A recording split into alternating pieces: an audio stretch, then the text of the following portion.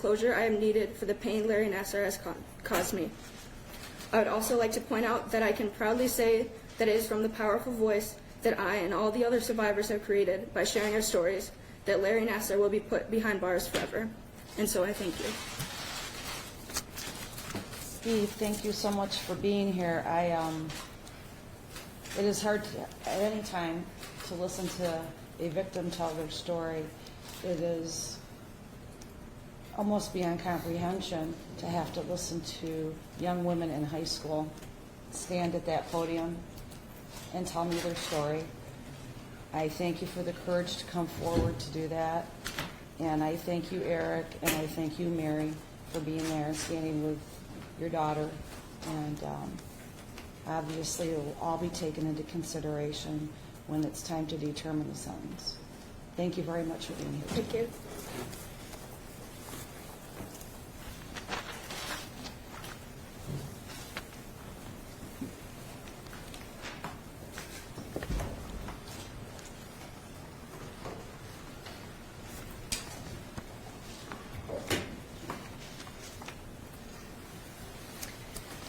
The next survivor that you will hear from will be identified anonymously, but it is a read on behalf of statement, so Ms. Liddell will be reading that so the cameras can continue to record and disseminate. I think she may be watching it somewhere, in fact. We are identifying her as victim number 219 on the Nassar Excel list. Okay. Thank you very much. Since there will be no actual testimony or identification, there's nothing that I need you in the media to do. We're all set. Go ahead, Robin. Dear Judge Cunningham, thank you for giving us the opportunity to speak in your courtroom. I would like to first acknowledge everyone that has been impacted by these assaults, especially those who did not feel comfortable, safe enough, or did not want to come forward. I would not have found the strength to come forward if it wasn't for every single one of you, and I am so appreciative and grateful. In the sport of gymnastics, you are trained from a very young age to never show emotion. I think it causes us to grow up much quicker than the average child, but none of us really cared since the gym was home and our teammates were our family. No matter what, I could always turn to my teammates for anything, and the bond you form never really leaves. Larry was right in his letter to Judge Aquilina when he quoted, "Hell hath no fury like a woman scorned." A perfect example of toxic masculinity trying to justify his sick perversion to the wrong group of scorned women. I sat through my classes for almost 2 weeks watching Larry shake his head in the corner of my laptop as if he was still trying to justify himself that what he did to so many children was actually medical. My relationship with Larry started when I was 8 years old at Twistars. I was on the vault, my last rotation of the night, when I landed wrong and felt my ankle pop. I knew to not let any feeling of pain or discomfort to show to my coach because I knew that what verbal treatment I would receive. "Why are you being such a baby? If you're going to act like this, you don't deserve to be here. Go cry to your mom about it." So I sucked it up and started to walk back to the end of the runway with as little of a limp that I could handle. My coach did in fact notice me limping and walked up to me yelling, "Do you think this is cute?" He would not stop berating me about my pain. However, I was quote lucky this happened on a Monday night because Larry, Brooke, and the medical students were already there. My coach then told me to see Larry and that if nothing was wrong, he would take my name out of the lineup for our upcoming meet. It scared the life out of me since that coach had never yelled at me like that before. I had watched him throw water bottles at my teammates, verbally abuse them, drop them off the high bar, but he had never directed his anger at me. My teammates tried to comfort me as best as they could, but they can only help so much when you have a grown man scream in your face as an 8-year-old. Practice ended, and I marched myself into the back room at Twistars just so I could see the trusted and beloved doctor who could fix anything. When it was my turn, I actually did see Larry, not Brooke or one of the medical students. I sat on the back table as he started to ask me what happened and where I felt my pain, with my mom by my side the whole time. He could tell that I was shaken up for practice, so he started to ask me what I wanted to be when I grow up. where I went to school, really anything just to get me talking. I answered his questions with lawyer, a private Lutheran school, etc. He made a joke how, since he was Catholic and I was Lutheran, that we were almost Christian brother and sister. It made me laugh, and he gained my trust instantly. He became the good guy in my eyes, a close friend and confidant instantly. I then asked him why he became a doctor, and he said that he wanted to help people and that he was an athletic trainer before he was a doctor. I asked him why he waited so long to become a doctor, and he said that he was more like to be admitted in an osteopathic medical school with worldly experience. He finished up with my ankle, telling me I should tape it in practice, and that if I was still hurt by Friday, he would fit me into his schedule at MSU Sports Med. Thankfully, I never had to go back after that for my ankle. As I progressed through the levels, I was a frequent flyer with Larry, Brooke, and the medical students. I would see them for all of my broken bones, my dislocated shoulders, my knees, while going through growth spurts, absolutely anything, as we had to see them and only them. One night, as I was on the floor rotation, the last one to do my routine on our last event of the night, and I landed my final tumbling pass a little off, and my back erupted into the worst pain I had ever felt. I had to finish my floor routine, otherwise I would have to do another one when I finished, and I could not move without extreme pain. I was laying on the floor with tears in my eyes when my coach came up to me and started yelling at me to get up. I said that I couldn't, and she kicked me in my stomach to tell me to turn around, pulled me up, and marched me to Larry, saying that if I was being a baby the whole time, that I should just quit. Larry bumped the next girl in line for me, and this was the first time he assaulted me. I was 11 years old without my parent present in the back dungeon of Twistars when he maneuvered himself so no one could see him put his ungloved fingers in my anal and vaginal openings for almost 20 minutes before he told me to be at the sports med clinic in the morning.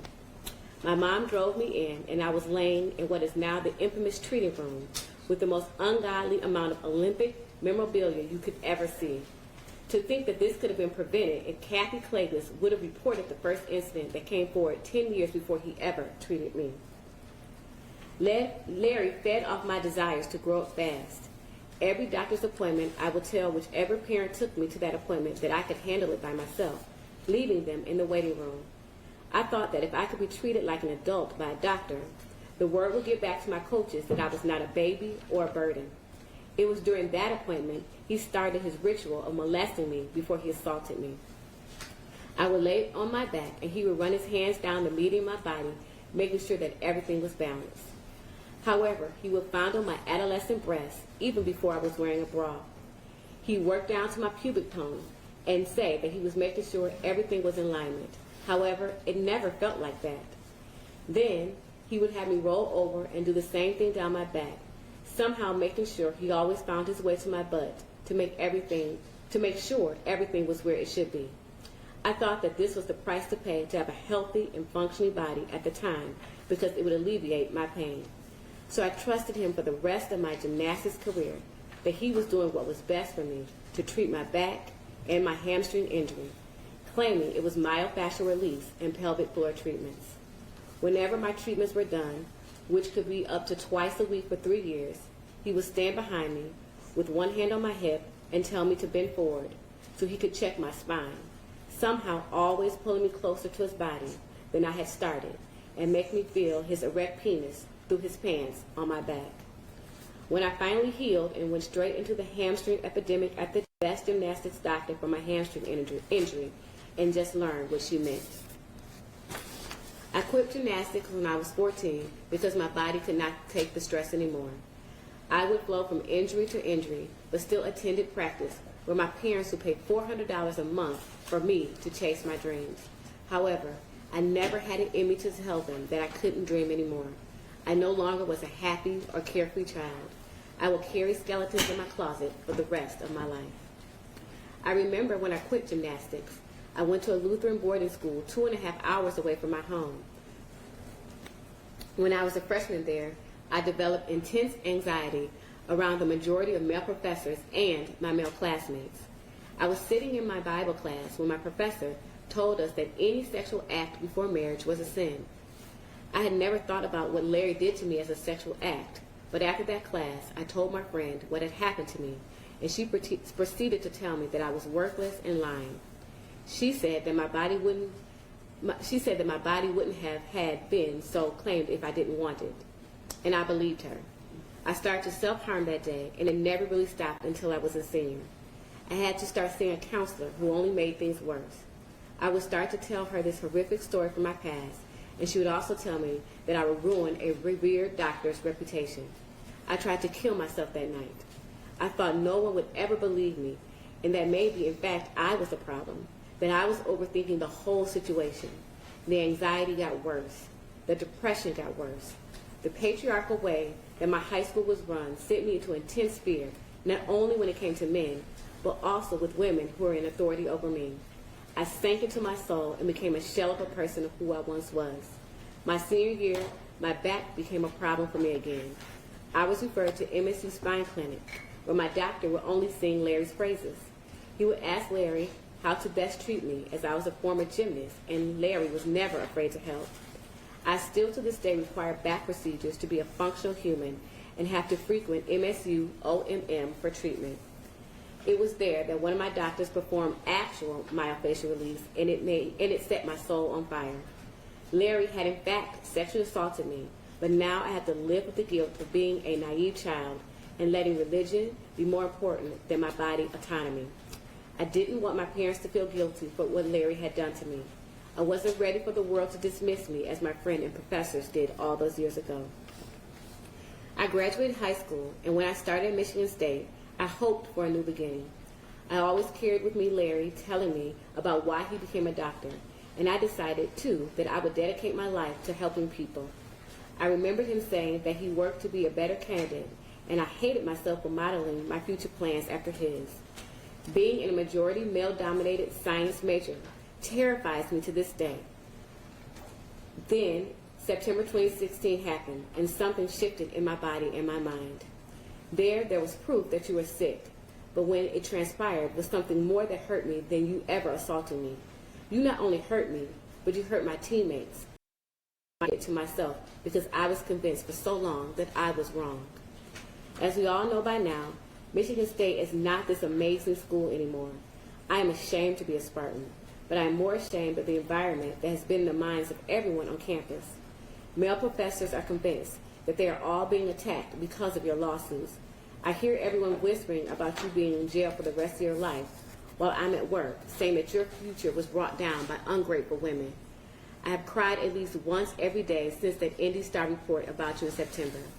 Not from sadness, but because I think I'm dying from anxiety in my chest giving me pain, because I'm so angry at myself for knowing that I should not even be angry at you, because I live in fear and paranoia of everyone around me. I'm not going to run to you, Larry, I'm going to run you through, Larry, what an average day looks like for me because of the repercussions of your years of abuse. I wake up for my blood bank class taught by a male professor who yells at us when we don't answer a question just how he likes it, and I take a Xanax. Then I study while being able to hear the entire biomedical laboratory science department discuss your trial and the stupidity of the survivors, making me have to call my mom crying, leading her to calm me down while I take my second Xanax. I then go to another class where I'm so stunned from reliving the traumatic past you put me through that I'm questioning whether or not I'm stupid, causing me to take yet another Xanax. Then I go to work in a highly politicized environment where I need to emotionally pull myself into my shell to keep myself safe and make it through another day, taking my fourth Xanax. Then I go home emotionally dead, and I'm expected to perform for the comfort of those around me and myself to get ready to do it again. I then get ready for bed, needing to take a Xanax so that I can sleep through the night and don't have nightmares of you. If you haven't kept count, that is an average of 5 anti-anxiety pills to make it through the day. Anxiety that I have been suffering from since 2010. Now, I have been diagnosed with bipolar disorder, obsessive compulsive disorder, and general anxiety disorder with panic attacks. Larry, I want you to know that despite all of these awful things that I have experienced as a result of your years of abuse, I'm doing so much better than you could ever imagine. I'm graduating in the spring with my bachelor's in biomedical laboratory science from Big Ten University.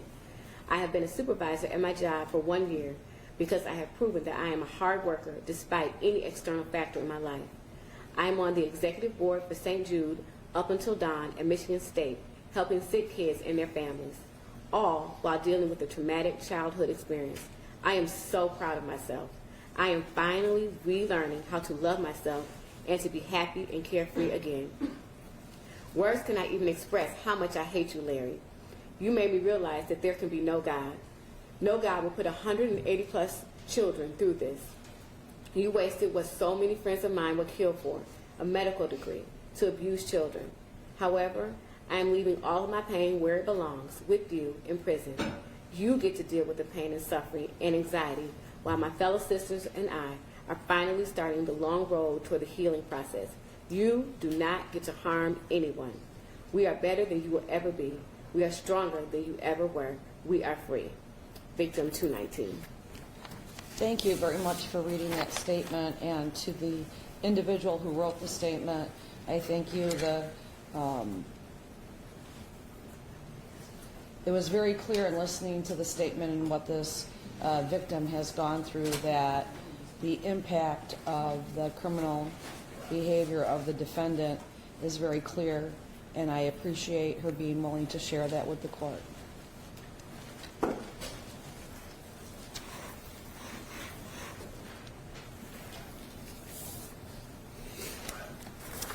Ms. Snyder will be reading the next statement, Your Honor. That is for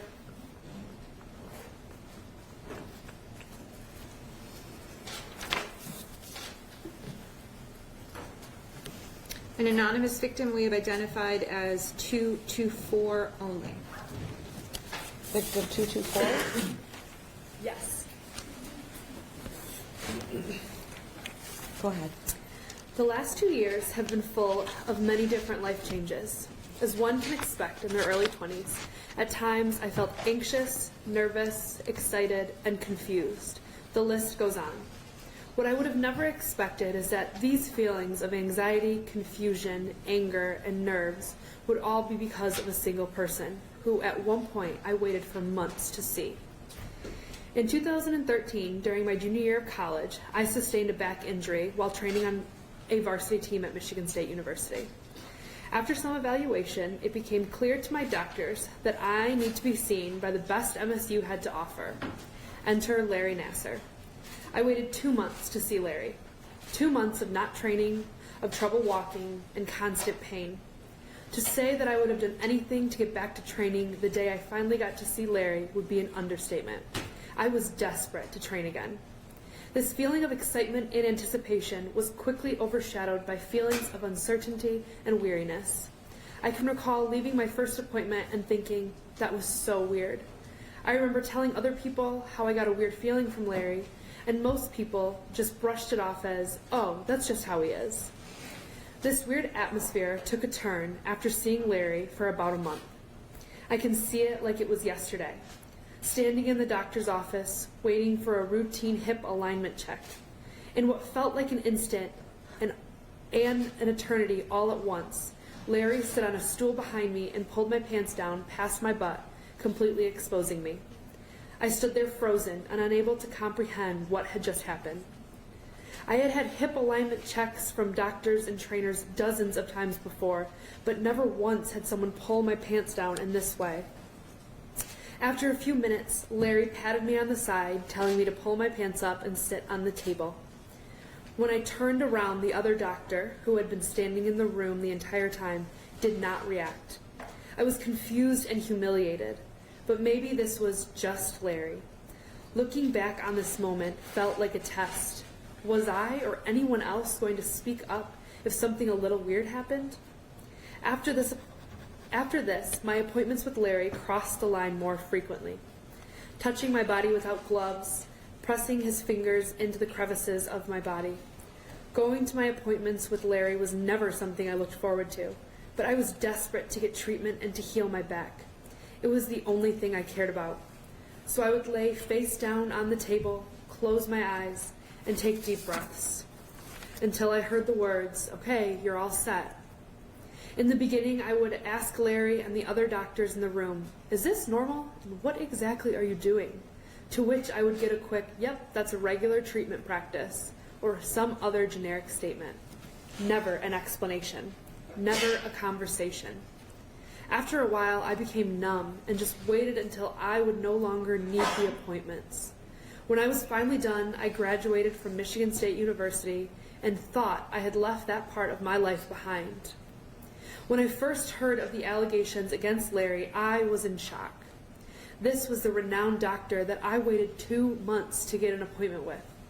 That every doctor at Michigan State University reminded me how lucky I was to be seeing him on a regular basis. But the more time I spent thinking about it, I realized that every weird feeling I had, and every time I questioned my treatments, I was right. I have spent the last 2 years trying to navigate my own recovery from this trauma on top of my own life, realizing that every touch, every treatment, every interaction was false and came from a place of malice. This was the most traumatizing part of it all. I felt violated all over again. While I have stayed quiet in my experience for most of the last 2 years, I have realized recently how important it is to speak up. It is important that my story is heard and recognized. It is important that people start taking responsibility for the crime. It is important that the other athletes at Michigan State University and on the USA Gymnastics team are safe from harm. I am sure that for most of your adult life, you walked around with a smile, knowing you had a secret and that you were winning, beating the system. But I want to remind you that you have not. You lost. Every day for the rest of your life, you will wake up and look at the same 4 walls. As you are doing that, I hope you remember that I, along with the other women who have stood before you and those who have kept their journey private, will be getting up in the morning too. But instead of staring at the same 4 walls, we will be looking ahead to a big, bright, beautiful future. We will be among the people who shake the world to wake up and make a change. We will be pursuing our dreams and falling in love with our lives. And while we do this, you will be sitting inside those same 4 walls.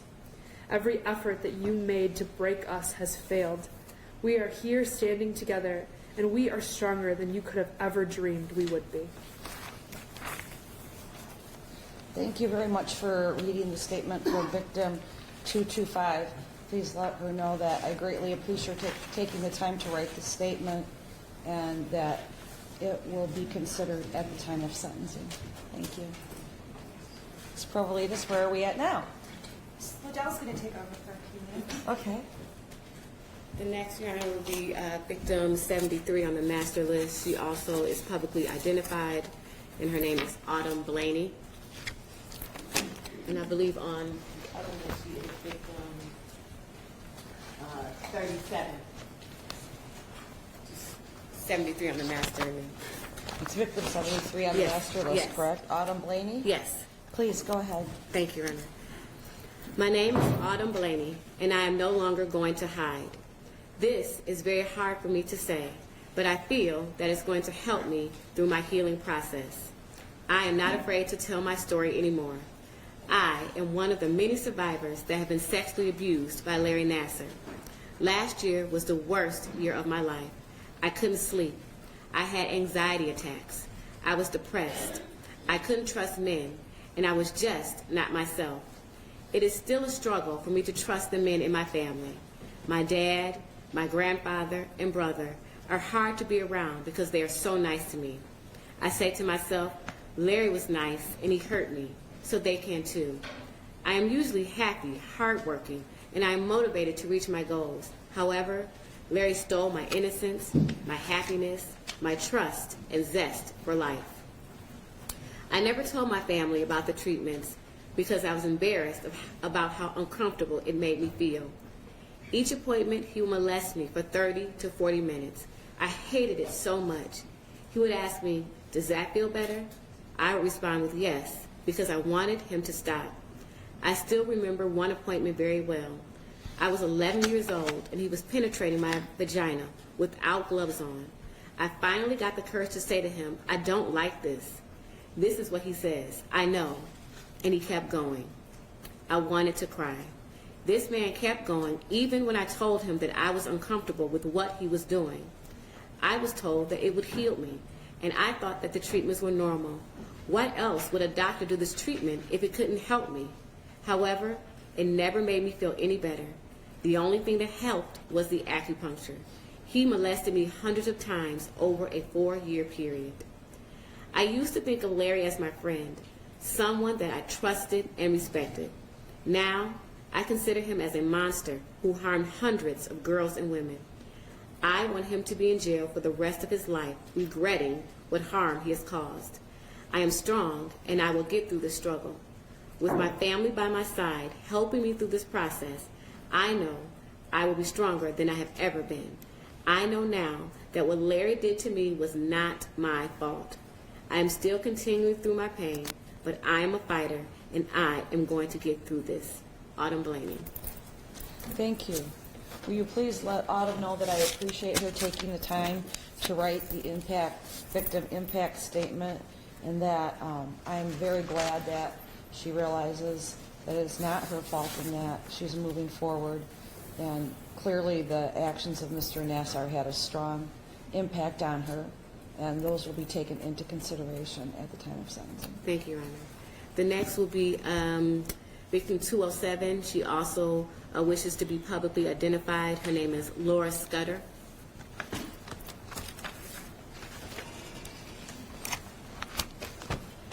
Laura Scudder, correct? Yes.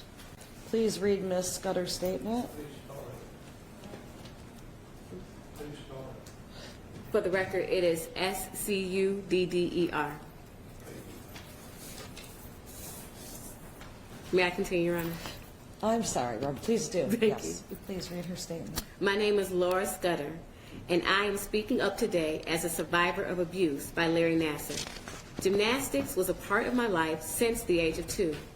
I met Larry when I was around 11 years old at Great Lakes Gymnastics Club in 1988, where I trained 6 days a week. He healed my injuries and became a trusted friend. At that time, Larry was in medical school and would often go above and beyond to fix me and my teammates. His expertise and love for the sport was seen by everyone. He would often stop by my house, helping my sister and me with different injuries. He taught me 9th grade health so I could work out at the gym in the mornings instead of going to school. He did manual manipulations on my body when I was sick to jumpstart my systems to be healthy again. My family became friends with Larry over the years, and we attended his wedding together and eventually stayed in touch over the years through social media. It was under his influence and mentoring that I joined the medical profession. My long, trusted relationship with Larry made my abuse by him difficult to process and accept.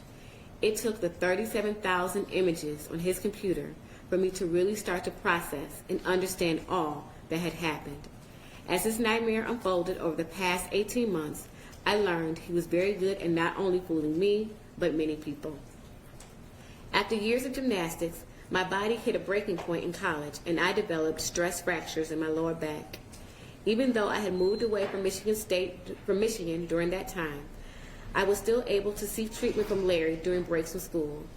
After hours in the clinic at MSU, he treated my back. Even at 19 years old with no medical training, I questioned in my head why he did not use gloves.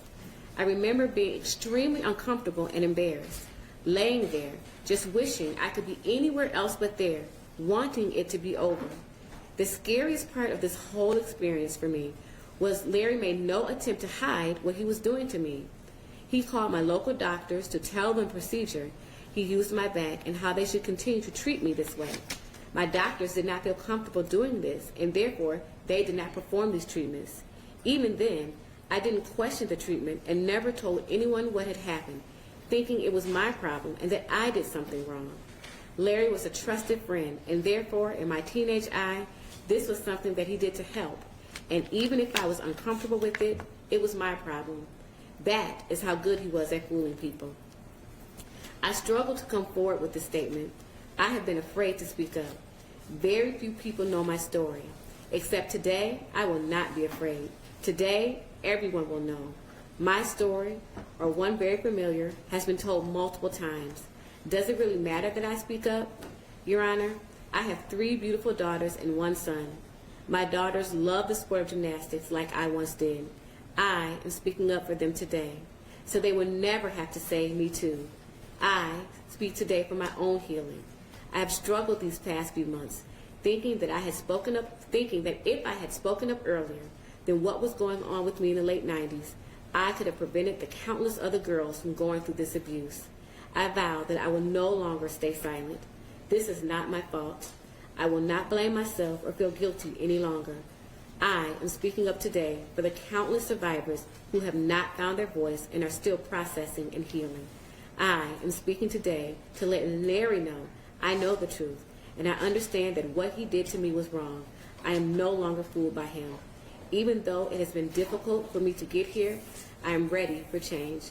We must watch for the signs of sexual abuse. We must listen and take serious any accusation. Your Honor, I request Larry to have the maximum sentence for his crimes. This nightmare can never happen again, and we must show that we are a society that will not tolerate sexual abuse of any kind. Thank you. Thank you. Thank Ms. Scudder for writing her statement. It does matter that she wrote a statement, and please let her know that, and it does have an impact. As I indicated earlier, there is no such thing as redundancy, and it does not matter that the stories are similar. What matters is for the court to hear each person's individual story, and they are individual stories, and I appreciate her taking the time to submit it. Tell her thank you.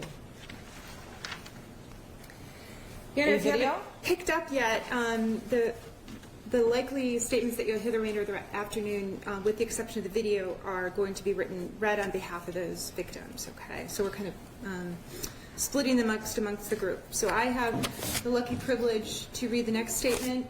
This survivor has asked to be publicly identified. I am told she is likely watching, and I have to tell her with a name like Povolitis, I'm going to do my absolute best to pronounce her name correctly. Her ESPN, I can tell you, I believe it's pronounced Delamalier. Chelsea Delamalier. So Chelsea, if you're watching and I pronounced it wrong, please accept my apologies. She is victim number 206 on your list, Your Honor, and I do have photographs that Chelsea, who I understand was a softball player at Central Michigan, asked us to display. My name is Chelsea Delamalier, and I am 25 years old, and I was sexually abused by Larry Nassar throughout my whole college softball career. It took me some time to come forward, not something I ever thought I would have to do in my lifetime. But finally, I came to the realization that I was not the problem, and Larry Nassar was the problem. Being sexually abused by Larry Nassar does not define me, nor will it hinder my dreams and goals. If anything, it motivates me. It motivates me to let my voice be heard and to stand up for myself, my family, and my fellow survivors. It motivates me to be brave and to never hold back, to voice my opinion. It motivates me to make young girls and families aware that even the most trustworthy person can be wearing a mask and putting on a front. It motivates me to teach young women to never let anyone belittle them, mentally or physically. It motivates me in my career path to provide guidance to future student athletes and athletes in general, to encourage them to follow their passions, something that Larry Nassar did not do. Lastly, it motivates me to do whatever I can to make sure nothing like this ever happens again. Your Honor, thank you for allowing me to tell my story, even though I am not able to be there. I wish I could be there in court stating the harm that Larry Nassar has caused my family and I wish I could be standing with all the other strong, courageous women and their families. Also, thank you for giving us survivors the opportunity to be heard and make aware all of the harm and abuse that Larry Nassar has caused all of us. Now my story.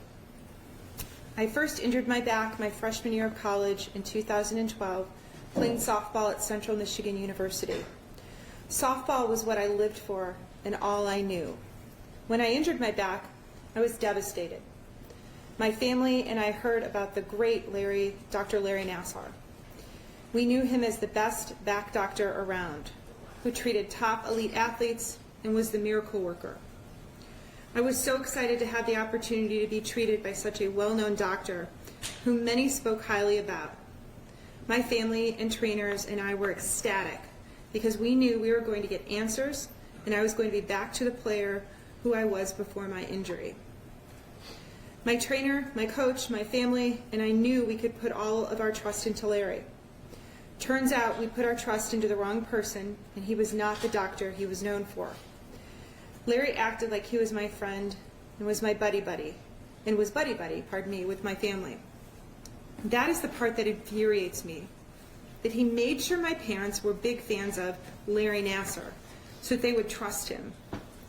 He used his knowledge to persuade my family and loved ones into thinking he had all the answers for my back injury, and that I needed him in order to get better and do what I love. He acted like what he was doing to me was normal, like it was okay for a doctor to touch a young woman inappropriately.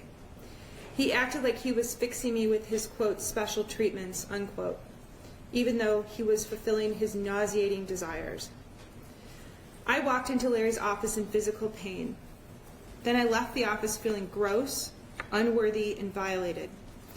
I left not just in physical pain, but mental pain as well. I always dreaded going to see him because of how creepy he acted with me, how touchy he was with me.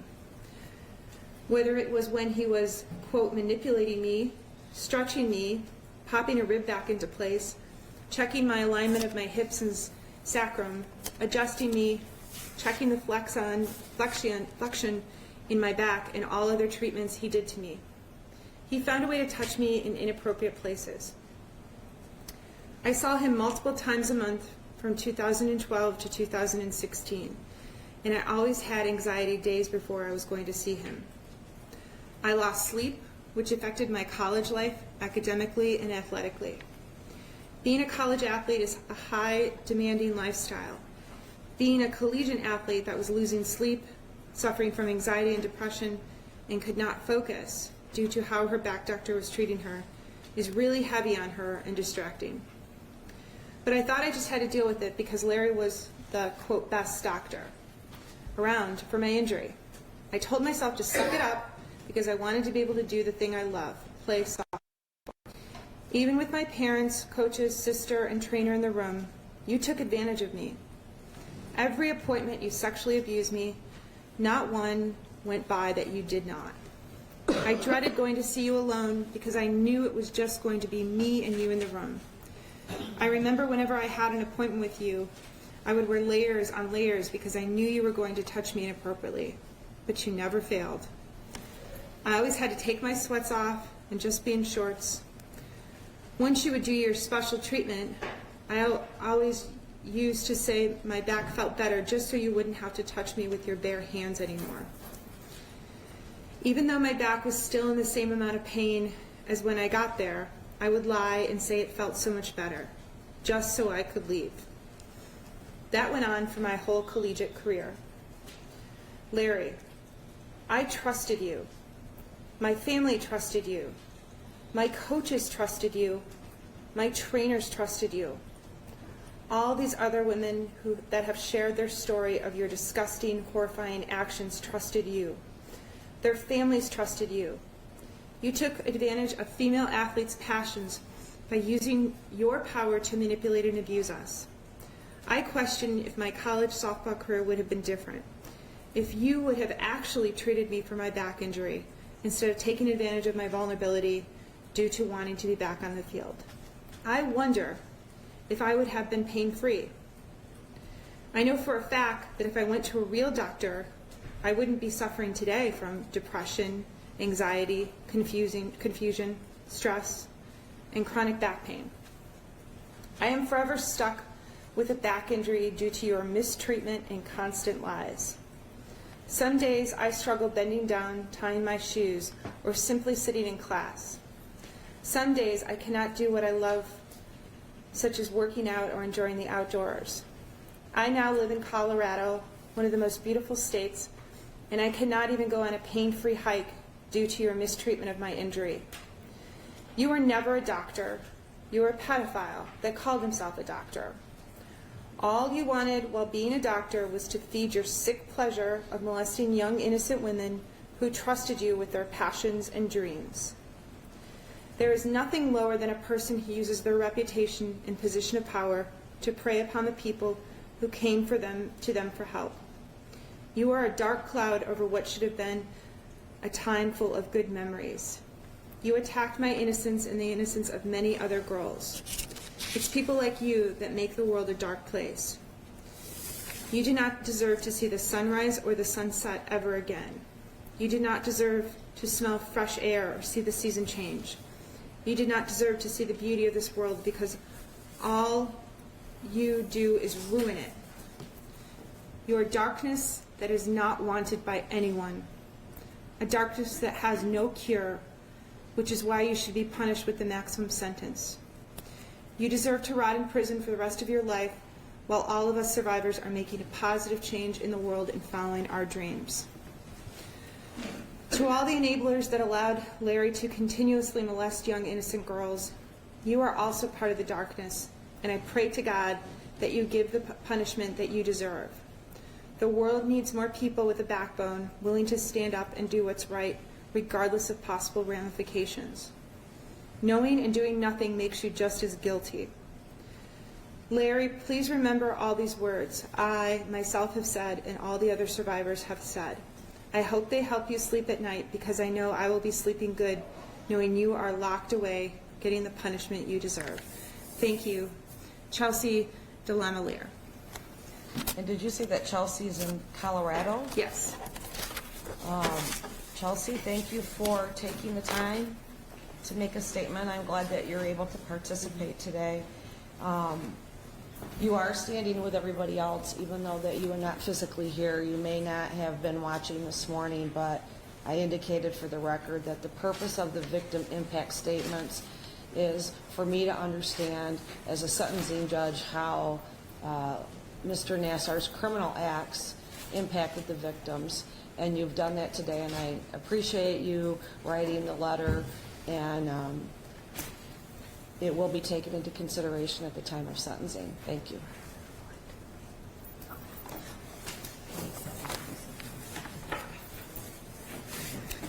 Your Honor, I believe we're going to read another anonymous statement that was submitted to us on behalf of victim number 13. Again, that's 13 on the master Excel spreadsheet. And that will be read by Ms. Snyder as well. There's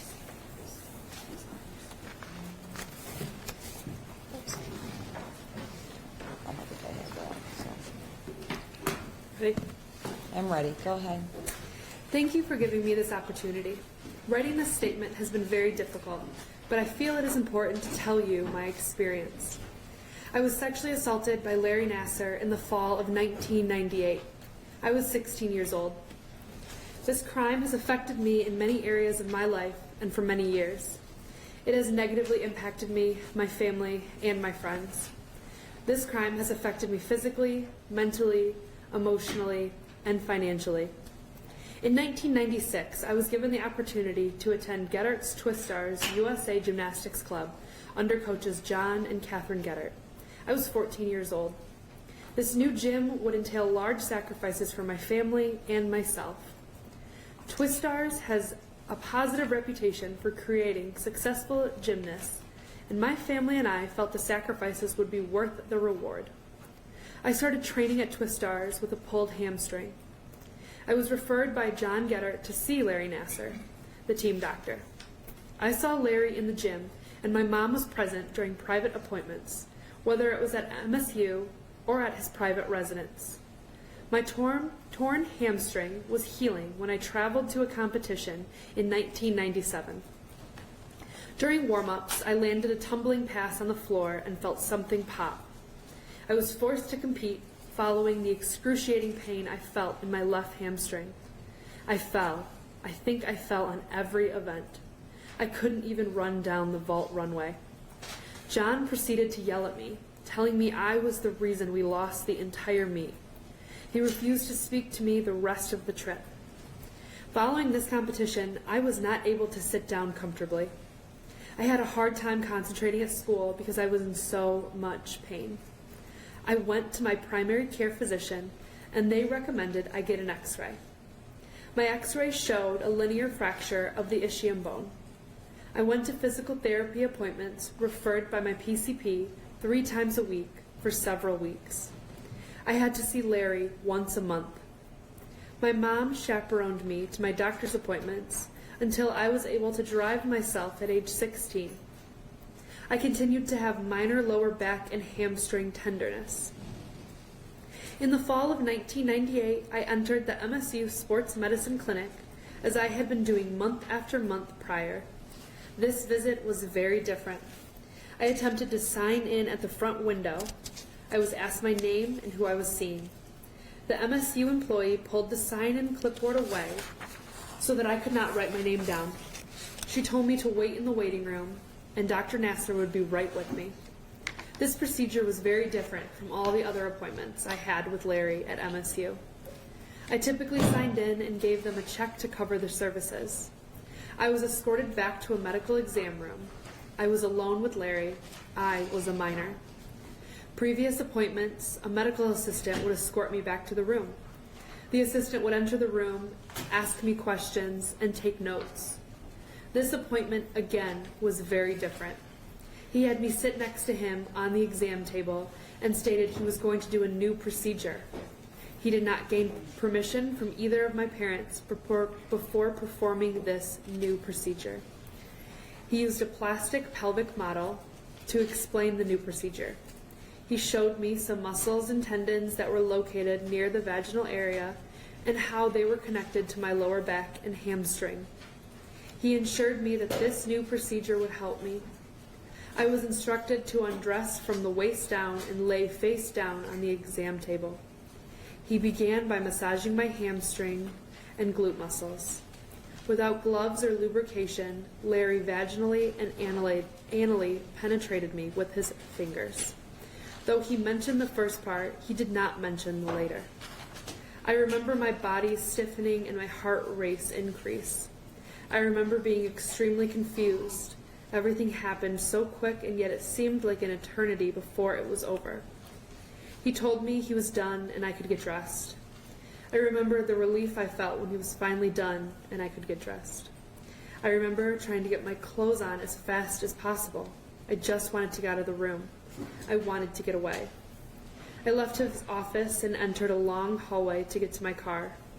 I remember shaking and knowing that at that very moment I was assaulted. I had to go to practice right after, and I just wanted to go home. Shortly after the assault, I told my mom. My mom had a conversation with John and told him Larry did an inappropriate procedure on me, and I was no longer allowed to see him. My mom and John worked out a plan so I wouldn't have to see Larry for private office visits again. John would rub out my hamstring before practice, and when I got home, my mom would rub, stretch, and ice my hamstring. See, before I was assaulted by Larry, my hamstring and my ischium bone were healed. Ongoing medical care was intended to keep my hamstring loose and prevent re-injury. Following the conversation my mom had with John, I remember John being upset. I knew he was mad. It was obvious in his actions, but this was what I had to do so I didn't have to see Larry alone again. Larry was still present at Twistars week after week until I graduated 3 years later. I only had to see Larry if an injury occurred while he was in the gym. Over the years, I have told my story many, many times. Though I did not use names and did not give details, I stated I was assaulted by a doctor. Those I told were compassionate and prayed for my healing. I remember telling my now husband when we were recently engaged about the assault. I remember feeling so ashamed. Over the years, my husband and I have worked through many struggles sexual assault causes on a relationship. We were finally at a point in our relationship that we thought this was all behind us. On September 12, 2016, a friend sent me a text message with a link to the Indianapolis Star article. Former USA Gymnastics doctor accused of abuse. Asking me, "Is this the doctor?" I remember sitting on my couch as I read the article. I thought I was going to vomit. The words and details in this article made me feel like I was reading about my own assault. I remember reading in the article that the victim called the Michigan State Police. I found the phone number and I wrote it down. I began researching dates, looking up different competitions, and trying to make sense of everything. I spent countless hours requesting medical records and trying to get some sort of proof. My PCP had kept my entire medical file that dated back to 1992. This gave me clarification of the dates and injuries I obtained. I was also able to obtain my medical records from MSU dating back to 1997. On September 26, 2016, I received a message from a news reporter wanting to get in touch with me for a Twistars alumni story. I sent John a message asking about this story. He told me to call him. Our conversation, though it was brief and though he denied knowing about my assault, he went on to tell me that what Larry did was a medical treatment and I needed to do my research. I told him whether Larry is stating that this is a medical treatment or not, I was alone with him as a minor. He did not gain permission from either of my parents and did not follow the proper procedures in doing such an invasive exam. After my phone conversation, I decided to do some research on intravaginal manipulation.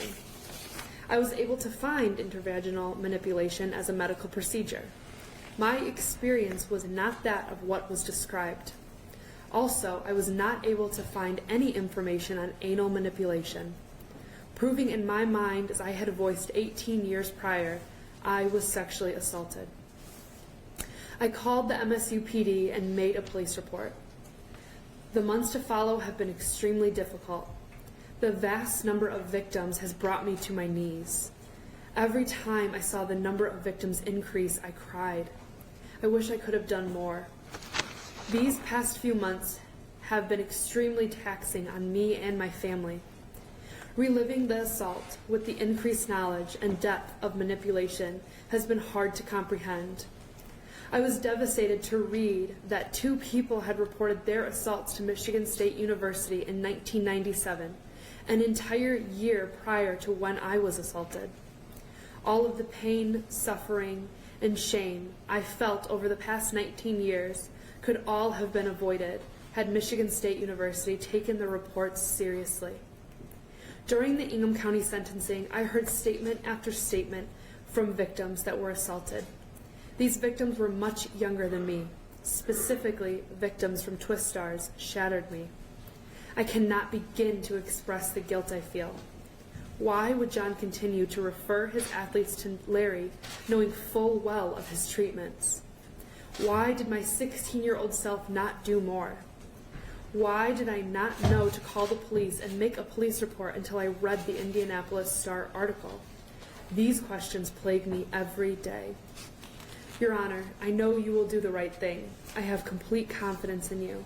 Please do not allow Larry to have any ounce of hope that he will ever be free again. Your sentencing will not only keep Larry from abusing young girls in the future, but it speaks volumes in making every single individual involved in this tragedy accountable. Thank you. Victim 13. Thank you very much for reading Victim 13's statement.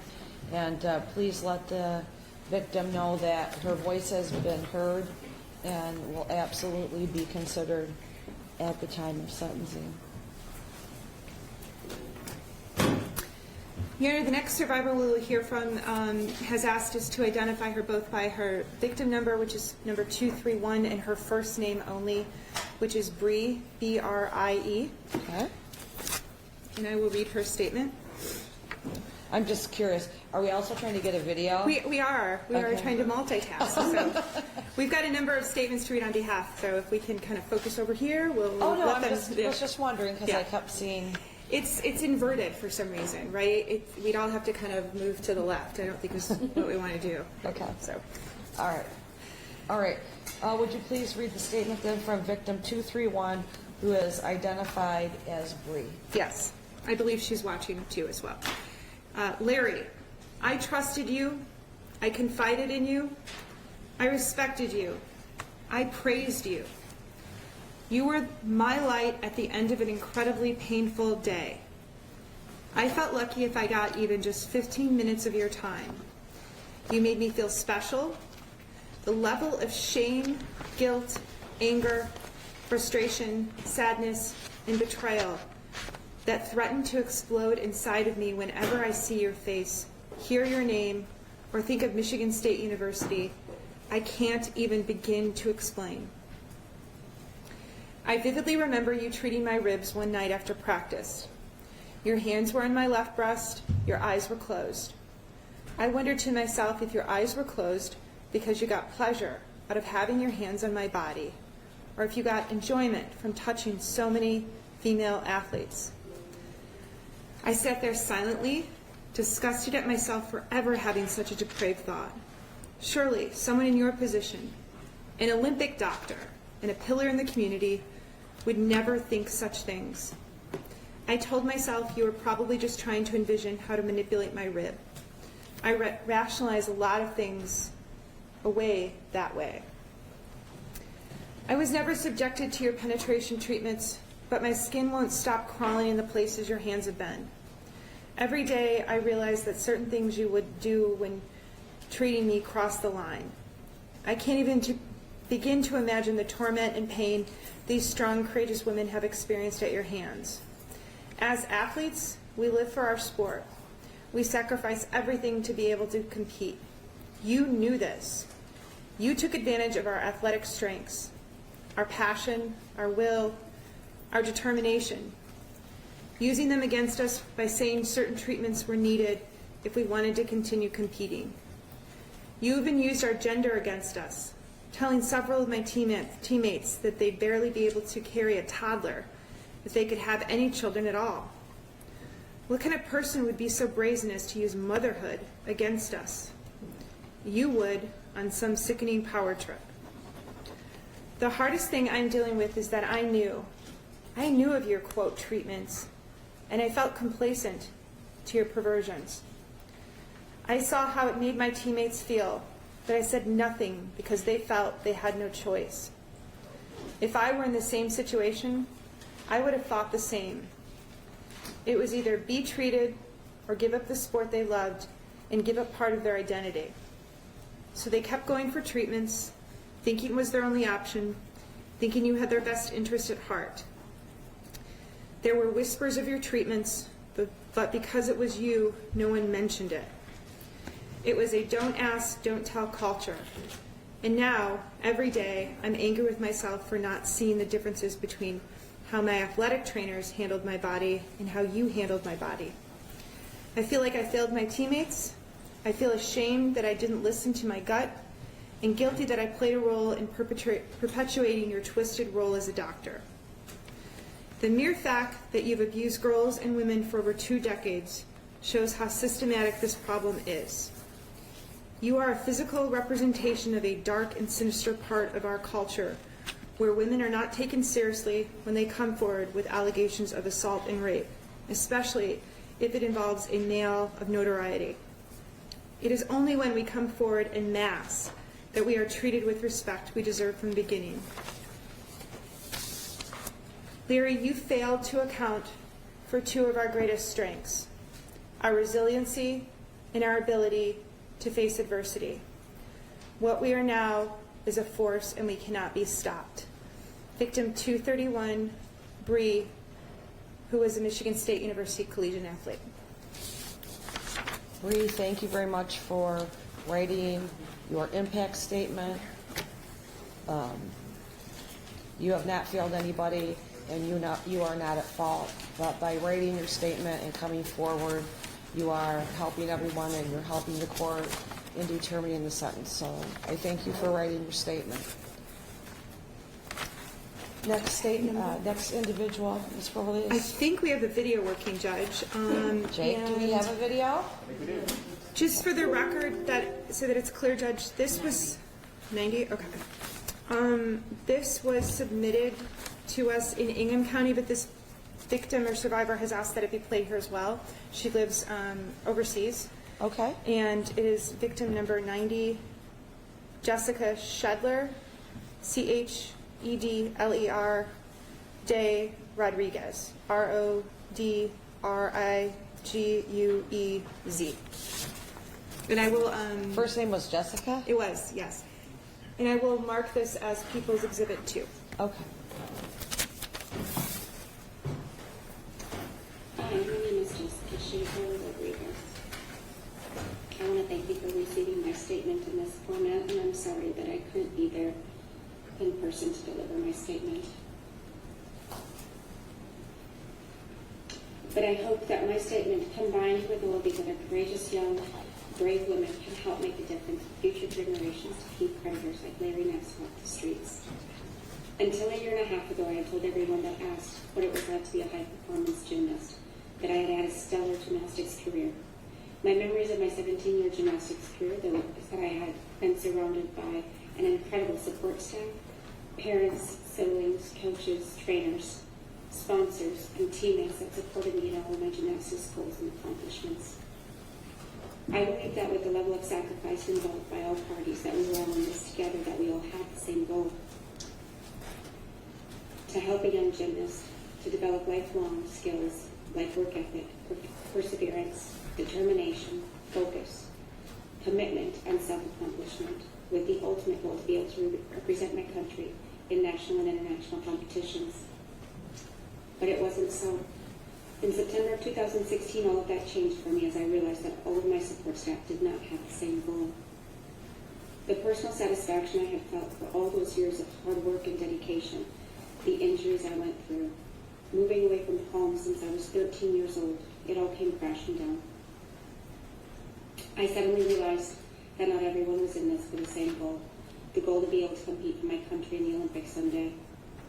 That all those sacrifices my family, coaches, and I made didn't mean anything to USA Gymnastics as they allowed an unprofessional physician, even a scam artist, to pretend to treat me and hundreds of other girls. In 1997, halfway through my level 10 national competition, I didn't think my back pain would allow me to finish the competition. The USA Gymnastics training room only offered one supposed doctor to provide treatment. Larry, now I know that what he did to treat my back at that competition was nothing to help me manage my pain at all, to get me through the national meet, but instead it was just a ploy to enjoy your disgusting habit for sexual gratification. I trusted you and USA Gymnastics to take care of my pain, to help me follow my childhood dream. But both of you violated that trust, and now I can't trust anyone anymore.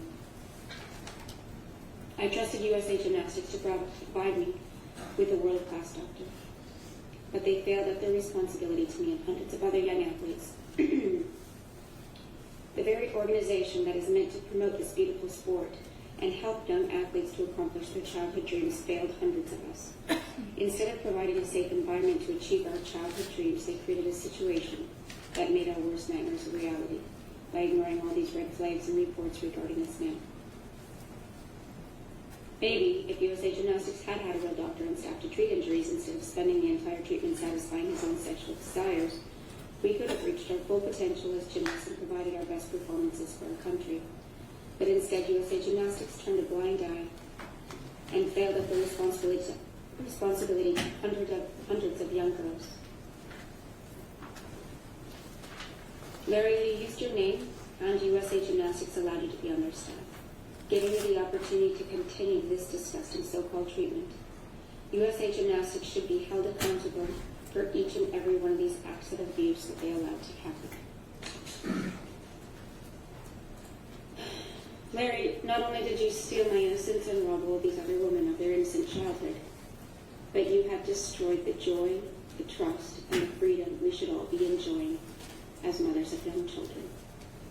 Since September of 2016, I can no longer leave my 5-year-old daughter to play at a friend's house, leave her alone with her coaches or with a babysitter, without experiencing constant anxiety and stress, wondering if I can trust the adult she's with. If I can't trust a national governing organization such as USA Gymnastics and a world-renowned doctor on their staff to protect the youth that have dedicated their lives to represent their country, then who can I trust?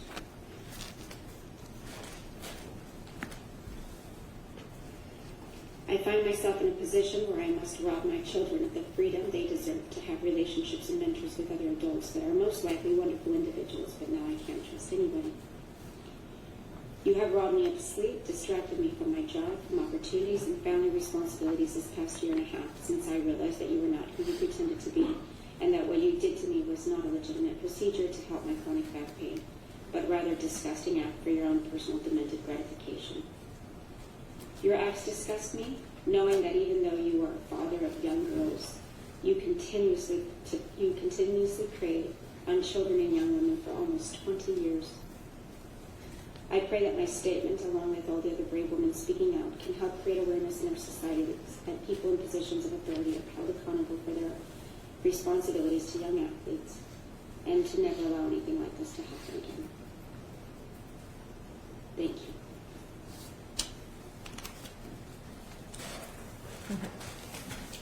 Please thank Jessica for submitting her statement via video. I greatly appreciate it. Tell her Thank you. I will be reading the next statement on behalf of the survivor. She's asked to remain anonymous. We will not be identifying her, but the streaming and recording is fine. It is victim number 124. Larry, you may not remember me, but I certainly remember you.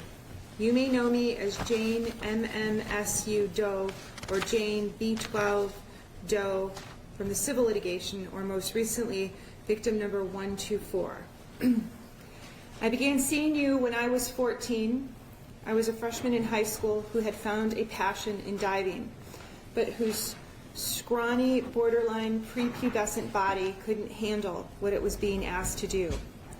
That's what brought me to you.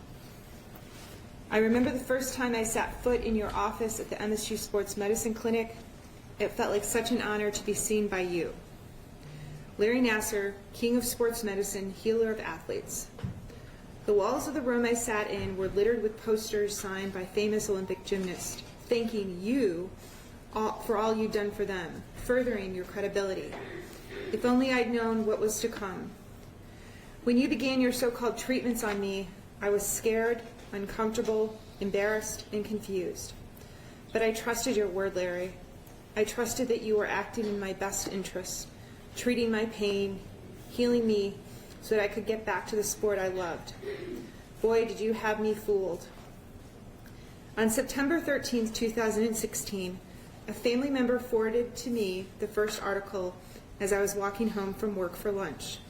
I read the headline, quote, MSU doctor accused of abusing USA gymnast, end quote, and I immediately thought to myself, this is going to be about Larry Nassar. Immediately, I emailed my mom and said, I need to talk to you about this. The weeks and months that followed were a blur of realizations and feelings. Realizing that I had been sexually abused and molested by you, a person I trusted, without having even realized it, is a feeling I will never, ever forget. Soon after this realization came the feeling of stupidity. How could I not have known what was really going on? You had always told me that you were manipulating my bones and muscles to ease my pain, but I realized you were manipulating my mind to ease yours. You, Larry Nassar, used and abused my body for years for your own perverted sexual gratification, something you have yet to own. Your sorry excuse for an apology was pathetic. When are you going to own up to what you have done? Michigan State University, I'm looking at you too. Luana, you may have resigned, but you owe me and every one of my sister survivors one hell of an apology. Your words about how it is virtually impossible to stop a determined sexual predator were downright insulting and send a dangerous message to women of all ages everywhere. You should be ashamed of yourself. Back to you, Larry. The things I've felt over the last 16 months range from pain to anger to sadness to fear. For a time, you took away my light, my energy, my happiness, my sexuality, my ability to love and be loved. But now, I am here to take back what you took from me. I'd like to thank my sister survivors for giving me the courage to tell my story through their powerful words. We are a band of women, stronger than anything I've ever seen, and will continue to be for the rest of our lives. And you, Larry, we will look down upon you until the day you die. Enjoy prison. Victim number 124.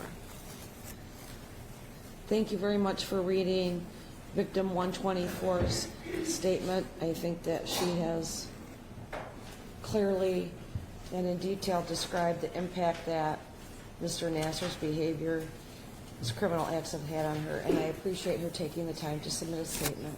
Please tell her thank you.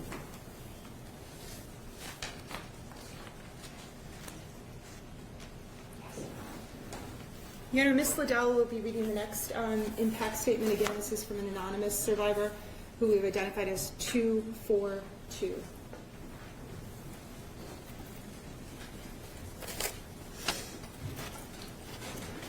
To put into words what I'm feeling right now is hard. To write them down is nearly impossible, but I am going to do my best. I met Larry Nassar around 1997, 1998. Specific times are lost to me as I try to pull memories that occurred over 20 years ago. I do remember going to his office at MSU and sitting in the waiting room in awe at pictures of gymnasts I looked up to. There are some girls' faces I recognized on MSU gymnastic posters in the lobby, and Olympians that I couldn't begin to fathom that I would be connected to through the prestigious gymnastics doctor, Larry Nassar. He wasn't what I was expecting. He was short, had glasses, and a funny laugh, but seemed very confident that he could fix me and get me back to practice in no time. My mother had been told about Larry through a fellow gym mom. He was the guy to see for any gymnastics injury, and so my mom, wanting to take my pain away as fast as possible, made the appointment soon after. She accompanied me to my first appointments and many more. Back to my first visit. It started with the basics. How did I hurt my hamstring? What my pain level was from 1 to 10. What level gymnast I was. Who my favorite gymnast was. He then told us he thought I had a partial hamstring tear and that wearing a compression sleeve would help, but he had additional treatments that would speed up the healing process. He brought out a book, or maybe it was a diagram. All I really remember are the pictures of various muscles, where they attach, and him saying how he would have access to those muscles that were very high up on my hamstring where my butt connected, and that this certain kind of trigger point therapy would be around, not inside, my private parts. I was thinking he had to touch my butt. In gymnastics, this is done nearly every time a coach has to spot me or to get me to tighten up. So I didn't think it was a big deal, but it was a big deal, and it wasn't my butt he was touching. It started with getting me in proper alignment with cracking my neck and back. Some hamstring stretches where I laid on my back, and he lifted my leg up to see how far it would go. He then told me to turn onto my stomach. He got out all sorts of cream, no gloves, and started using his forearm to massage my hamstring. He would take his forearm up and around my hip and butt area, and then back down my leg. He then needed to go deeper into the muscle, so he used his fingers to push down into my leg. As his fingers went higher and higher up my leg, I remember being in pain, biting down on my teeth, and then I remember being mortified. His fingers casually slid up my leg and into my vagina. Once inside, his gloveless hands pushed around for a minute or so, and then he kept rubbing up around my upper hamstring. It is a blur after that. I can remember looking out the window and grabbing onto the medical table as a way to take my mind off of what was happening. In my head, I was thinking, what just happened? Why did he do that? But at this point, my thinking was, if this is the only way to help me practice, then I guess I will have to suck it up and let him do it. This entire time, he was talking to me and my mom about, I don't remember the details, but about everyday normal things.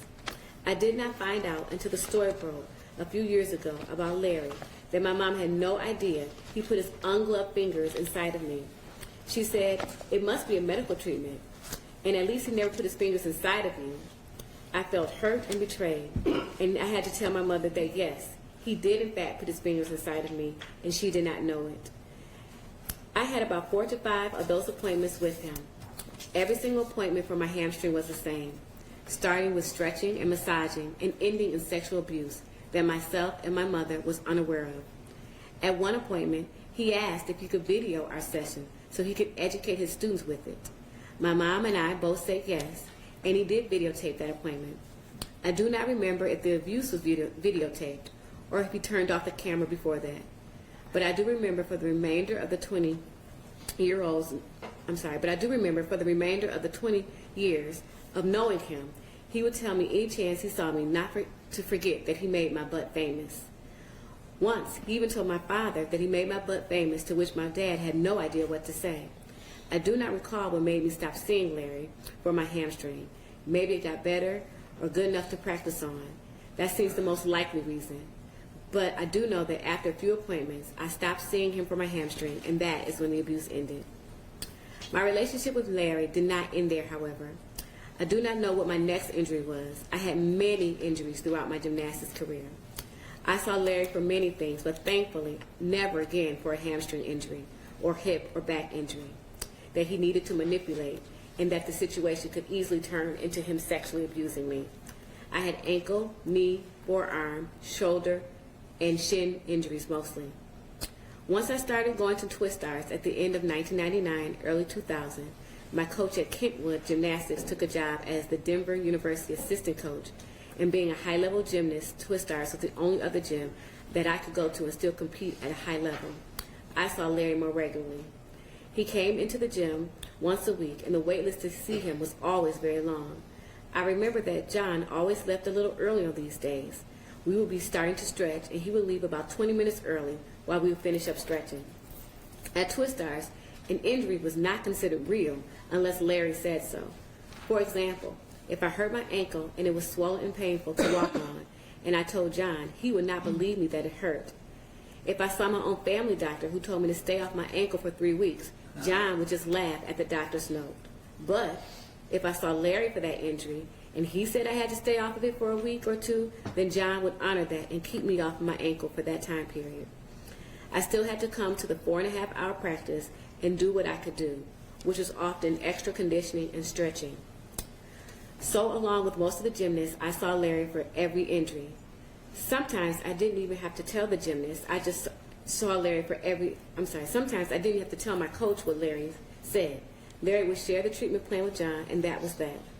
Win-win situation for a young girl who is not believed when something hurts and is afraid to tell her coach when something is hurting for the very reason of being called a sissy or a liar. I do want to mention that during my time at Twist Stars, I talked to my teammates of mine about Larry's special treatments. It was common for someone to ask, "Did Larry do that weird treatment to you?" And to respond with complete certainty that of course it's totally normal, and yes, I too have had it done. Throughout the course of my life, I have reached out to Larry a few times, whether to ask about an injury I sustained in college gymnastics or just to comment about how proud I was of his daughter Caroline's new milestones that she had hit. Larry, I respected you, I trusted you, I went to war for you and defended your name and character when this news broke. I thought you were a healer, a miracle worker, but instead you turned out to be a monster. Why, Larry? You could have done so much amazing things with your life. You could have died and had thousands of gymnasts and people in the gymnastics community at your funeral mourning you, talking highly of what a great man you were.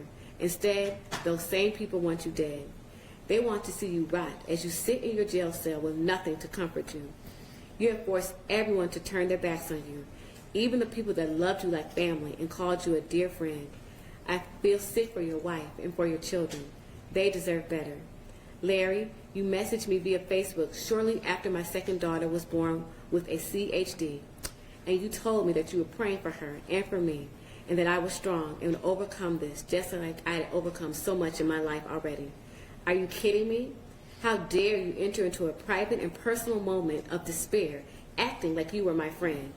I am disgusted with myself that I, at that time, thought how nice and how thoughtful you were to take time out of your own personal challenges.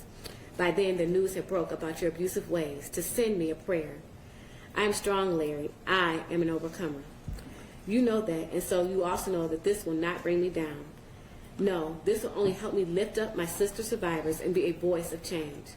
For my daughter's sake, for my teammates' sake, for the girls I have coached and trusted you enough to send to you, I will not rest until the wrongs you have been made right.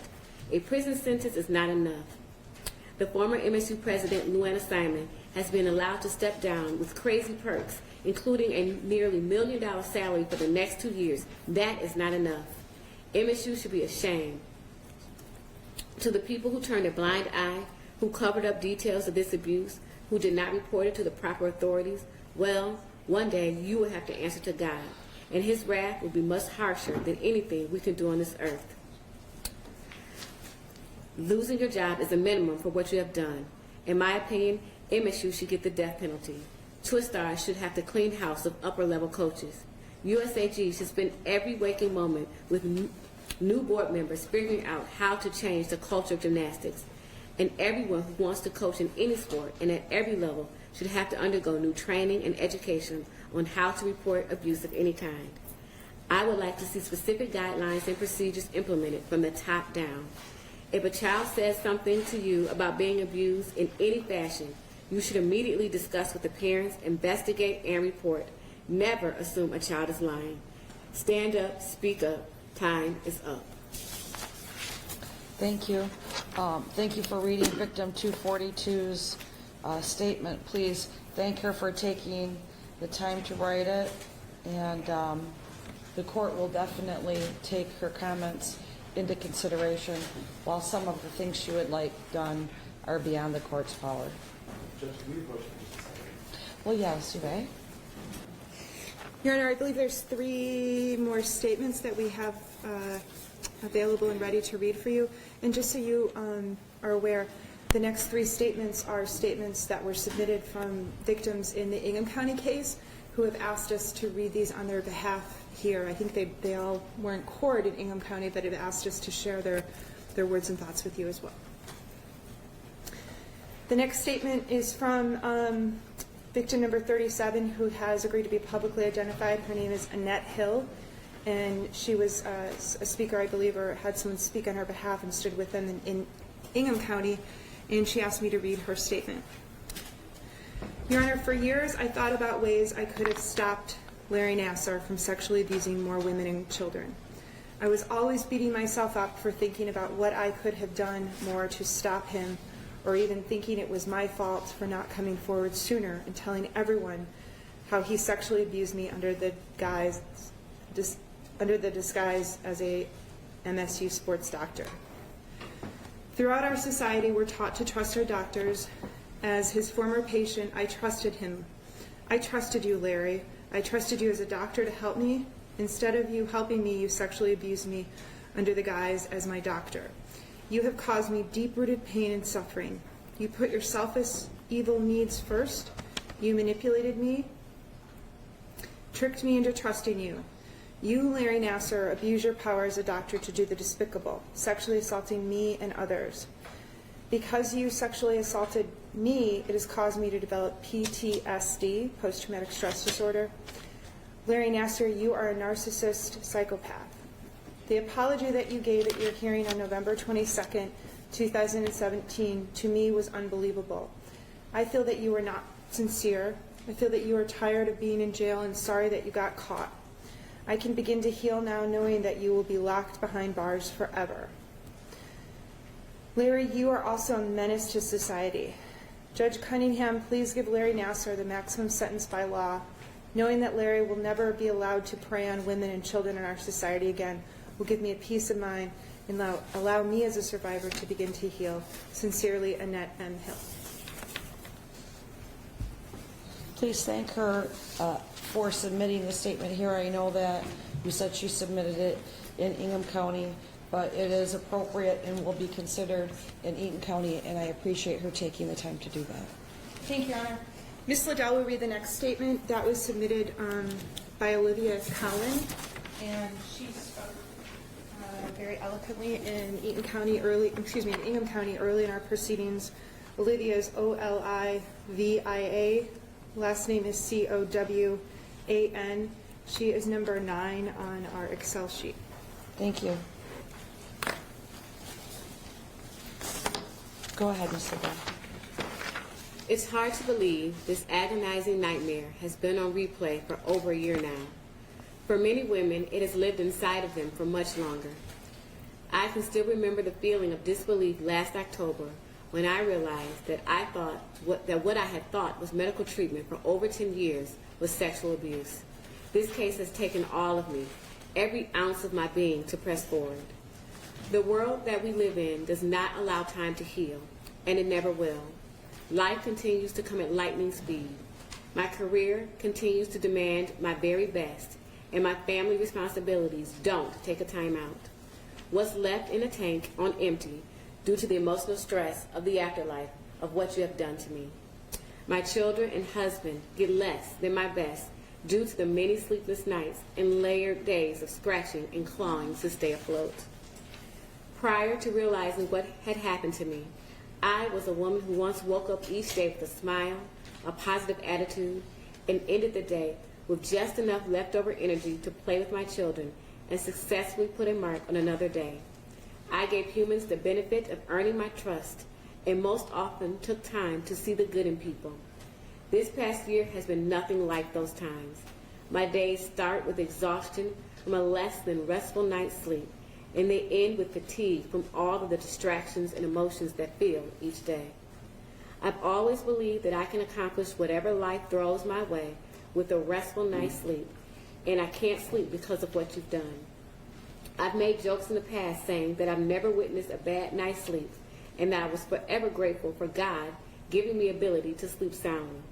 Over the last year, I've cried more nights than not, and I have experienced flashback nightmares of the abused. I've woken up from such bad nightmares that I vomit. The anxiety this has caused me is what leaves me feeling that there is nothing more for me to give. Today, I am a mother, wife, daughter, and friend that is struggling each day to find peace and joy in all of the things that once made me happy. Conversations are overtaken by Larry Nassar, and the obvious pain in my voice is hard to avoid. Those that truly know me know I will never be the same. November of last year, I began seeing a therapist for what I now know is PTSD. My deepest pain and fear was the thought of my 2 young daughters ever being hurt like this. The fear that invoked was crippling. I was unable to send my children to daycare due to the paralyzingly anxiety I was experiencing. Birthday parties, sleepovers, large crowds of people steal the joy of creating memories with my family. Someday, I will have to explain to my children why I am the way I am, my reasons for being overly cautious and fearful. My career has suffered tremendously from the distraction and the pain I am feeling. There's not a day that passes that I don't think about the monster that created this mess. The checklist of what needs to get done has never been harder to accomplish, and some days the details seem like a nearly impossible task. My mind is full of what my new reality, and my heart is aching from not being able to trust anybody around me. For the past year, I've held back with those I love most. I have become withdrawn from my everyday life. Life seems to be moving at a speed that I cannot keep up with. My peace of mind is forever taken away. I will always second-guess myself as a parent. I went from once trusting full-heartedly to not being able to trust at all. The hardest battle I will continue to face is, even in the situations you feel most safe, you can never let your guard down. If you can't trust a world-renowned doctor, who in this world can you trust? These feelings don't just stem from the abuse of Larry Nassar. As if the struggle of what Larry Nassar did isn't bad enough, it's horrifying that MSU and USA Gymnastics are not stepping up to the plate to admit their wrongdoing. I've gone from a raving fan of MSU to now seeing green and white in the very same way that I see Larry Nassar. I want MSU and USAG to know what they have done is on the very same level of accountability as the crime Larry Nassar committed. I strongly believe that MSU and USAG's inaction places an accountability on them for Nassar's access to minors, which led to the sexual abuse. MSU knew that what was being done to these young athletes and decided to turn a blind eye to keep their reputation strong and to make sure that their pockets were full. If they only would have taken action upon the first reporting, they would have saved me and all of the other women standing before us today from an afterlife full of pain and agony. As for what we now know of USAG, Paying out a victim to keep quiet is beyond my wildest dreams of wrong. Shame on you for looking the other way when this was brought to your attention. I'd like to take a moment to comment on MSU's Board of Trustees as well as the former president of MSU, Lydia Cowan. It sickens me that for 16 months you allowed Larry Nassar to continue to see young children under your guidance while he was under sexual abuse investigation. Now that this is a public matter, you put out a blanket statement as your sincere apology. Have you ever thought to pick up the phone to make your apology personal and genuine? We see how you're handling this matter, and I can tell you that from a mother's experience that I expect a better effort from my 2 young children. An apology after you hid behind this monster for over 20 years will never be enough. Where were you when we needed you? If you only would have listened to all of these women that brought complaints and concerns over all these years, this would have saved so many children and women from being abused and from all the scars that this has created. You have apologized for him and the horrible things he has done. That is not enough. I will continue to fight for real answers. Lydia Cowan and the Board of Trustees, all the signs were there. These complaints should have been enough for you to open your eyes and your ears and to ensure that there was intentional follow-through involved to protect the women under your care. You failed all of us, and for that, I see you in the same category of the criminal as I do the criminal before us today. On the other hand, I am beyond grateful for the sentence Nassar received. 60 long, painful years of prison life surely brings relief to me. Knowing you will never have the opportunity to hurt another human being is reassuring. As for the people at MSU and USAG, just know we will continue to fight to ensure that you are held accountable for not protecting the young girls under your care from this day forward. 2018 brings newness for myself and for my family. Even though I will never be the same, I will continue to fight for trust, love, and most of all, peace of mind. I will slowly but surely begin to feel the joy of new experiences with my children, to reconnect with friends who over the last year have not gotten the best version of me. I will make strides to love with an untainted heart that is ready for new beginnings. The pain will never fully pass from what you and the irresponsible organizations have done to myself and many others. There's still so much uncertainty in life, but one thing is for sure. I will continue to press forward to seek what once was happiness. I will educate my children about monsters like you and pray to God that they never experience pain like this. There will be a day where I will look into my soul, where I will still see the scars of this nightmare, but I will no longer feel the deepness of their pain. The scars will remind me that the past is real, but the future is bright. Please express to Ms. Cowan, is that how you say it? Yes, Your Honor. Please express to Ms. Cowan my sincere thanks for her submitting this statement also to Eaton County. I think she made the impact very clear and very graphic. And tell her I said thank you, and the court will consider it at the time of sentencing.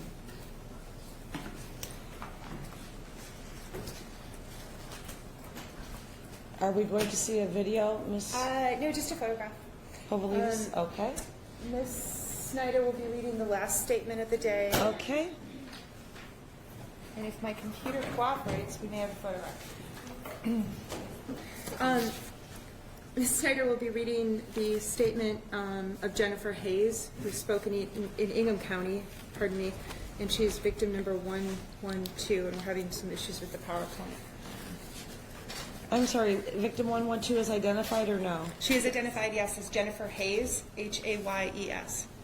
Thank you, I'm sorry for that. Take your time. Trying to get the picture up, correct? Yes, Your Honor. I'll start though, because it's a little bit of a long one, if that's okay with you. Okay, all right. And why don't you start, and at some point, hopefully it will come up. And then if it doesn't, we'll wait till the end, because I do have to say that I appreciate the efforts of putting the photographs up there. It definitely provides the appropriate addition or dimension to the victim impact statement of seeing what the victims look like at the time of the assaults that they're describing. Thank you. Go ahead. I am Jennifer Hayes, but you knew me as Jennifer Grimm. I was a former figure skater. You sexually assaulted me multiple times while I was a student at Michigan State. You took complete control. You were confident. You had created a secure world where you brainwashed everyone around you to enable and protect your actions of self-pleasure. I was a young woman seeking medical advice, treatment, and pain relief, but instead I was molested, shamed, and removed of my dignity. And I never got any relief from the pain in my back, hips, or ankles, the entire reason I came to you in the first place.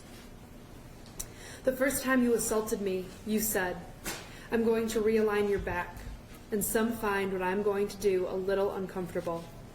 What was that supposed to mean? How was I supposed to respond? You then never explained the procedure, never let me know what exactly you were about to do. Instead, you told me to lie down on my stomach and open my legs. You then parted my loose shorts that you always made me put on, and without warning, forcefully pushed your dry fingers into my vagina, touching areas that had never been touched before. I hadn't even seen a gynecologist yet. You remained inside of me for about 15 minutes at each session. I was in such shock that I flinched and then grabbed the exam table with both hands as hard as I could, closed my eyes tight, and held my breath, frozen in fear while each muscle in my body remained tensed, just waiting for you to be done, for it to all be over. I was absolutely terrified. I had no idea what was happening. I had no reason to believe you were going to do anything to me internally. You told me you were going to realign my back by doing this. However, you were touching and manipulating intimate areas that were not even close to my spine.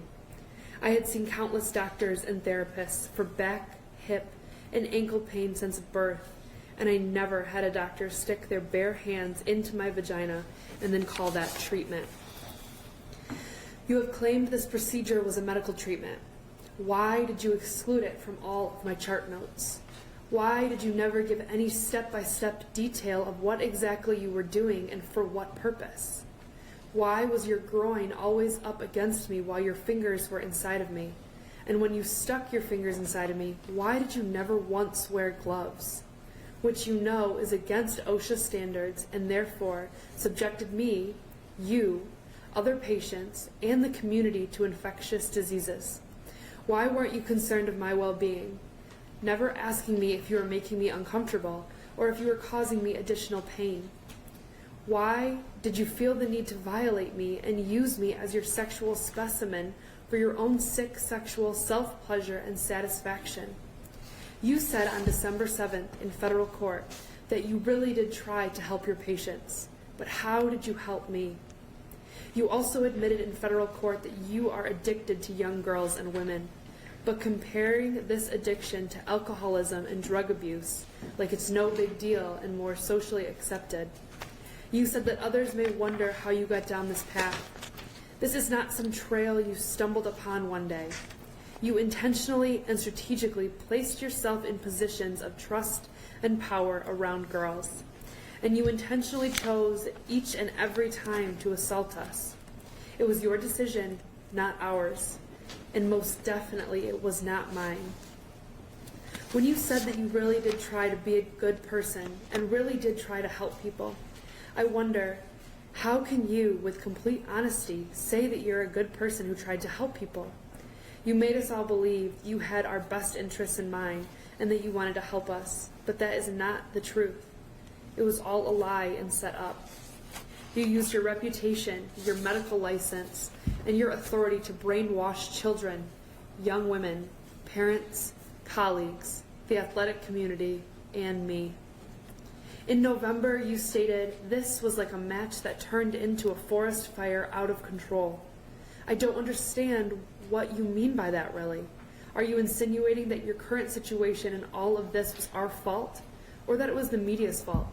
Because you didn't give us a choice to be robbed of our innocence and sexually assaulted and molested.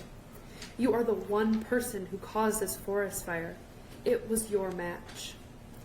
You also stated that you have no animosity toward anyone. You just want healing. We need to move forward. You can't tell us what we need to do. You don't have that power anymore. We will all be healing from the damage you have caused for the rest of our lives. I think what you are really thinking when you said that is that you're tired of dealing with your pain, and you're tired of being in the negative media spotlight. You want this all to be over because you think this is all about you. And I'm confused why you would have animosity towards anyone, or why you believe that we'd even be concerned that you do. As a survivor of your actions, I am not concerned with what you want and what you think of us. You have pled guilty to all charges against you. However, I don't really believe you understand the magnitude of what you've done in your 54 years of life. The damage you chose to inflict on me and countless other girls and their families is despicable and frankly disgusting. I believe you really are an evil man. It is because of your actions that as an adult, you have diminished my self-esteem, increased feelings of shame, humiliation, embarrassment, powerlessness, guilt that I didn't prevent all the other girls who followed me from being abused by you, and anger. I am so angry at you. You had no right to lie to me and no right to use my body.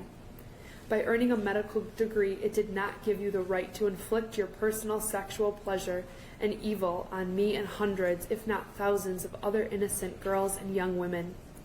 Because you yourself said you've performed this medical treatment thousands of times. To this day, 17 years later, I still have nightmares and difficulty sleeping from the sexual abuse that you inflicted on me. These nightmares stay with me for hours and days later. They cause heightened anxiety, and especially when I am around older males and ones in power or authority. Intimate relationships are difficult. I have feelings of guilt that I am a disappointment because intimacy has created fear, and I am forced to be reminded of your sexual assaults and how I hated every minute of it. I am then confronted with anger. You have caused me to no longer feel safe and robbed me of my own body and positive experiences that you had no right to steal from me. You had taken away the trust I once had in myself. I now have continuous feelings of suspicion and caution towards other males that they may have ulterior sexual motives. I never know when I'm going to be stuck with an unexpected panic or anxiety attack. I could be at the grocery store, cooking dinner, at my parents' house, at a doctor's appointment, anywhere and at any time. These can be absolutely paralyzing. You are responsible for causing so much destruction and overwhelming suffrage in my life since meeting you. I have invisible wounds that have forever changed my life. My overall loss of strength, self-worth, trust, and stress on myself has not only affected my life, but my children's lives, my immediate family, and my marriage with my husband. For years, I had difficulty standing up for myself. Not anymore. I am changing that today. You stole my confidence and self-worth away from me. I am regaining it. You will not break my core, and you no longer have power over me. As a mother of one, soon to be 2 daughters, I have now had to redefine what it means to keep them safe. I've been forced to continually reevaluate each adult around them, like teachers, other parents, family members, everyone. I will raise my daughters with the knowledge and education about sexual predators like you. I am pleased that you will be in prison for the rest of your life, which is where you needed to be decades ago. You will never again hurt me or another girl, ever. You have taken away part of myself and my life that I will never get back, and I will never be the same, but I will find peace. The other survivors, my family and friends, are helping me with that. I cannot forgive you today. You are in God's hands. Thank you, Your Honor. Please tell Ms. Hayes also I appreciate her submitting her statement to Eaton County also. It was obviously, there's a strong impact that she and her family have felt as a result of the acts of the defendant, and I do appreciate her sharing those with me. Please let her know that. Now, it's my understanding that we have concluded the live testimony and the written statements for today. Is that correct? That is correct, Jen. So, also my understanding, tomorrow we will be hearing from how many witnesses? Estimated. Friday. Sorry, don't panic. You're right. Friday at 8:30. How many witnesses do you think we'll hear from? Your Honor, roughly 35. Okay. That may move. In the ballpark. I believe it from the list I reviewed, the majority of those will be in-person testimony. That is accurate. Because I think today we covered a lot of the individuals that wanted their statement read into the record. Yes. Correct? Yes. Okay, so we'll start at 8:30 on Friday morning. As I indicated below, and I know Ms. Franger has been communicating with the media, you'll be allowed in at 7:30. And please do that because, as you know, we'll start promptly at 8:30. We've talked about what you can leave and to make that easier for you.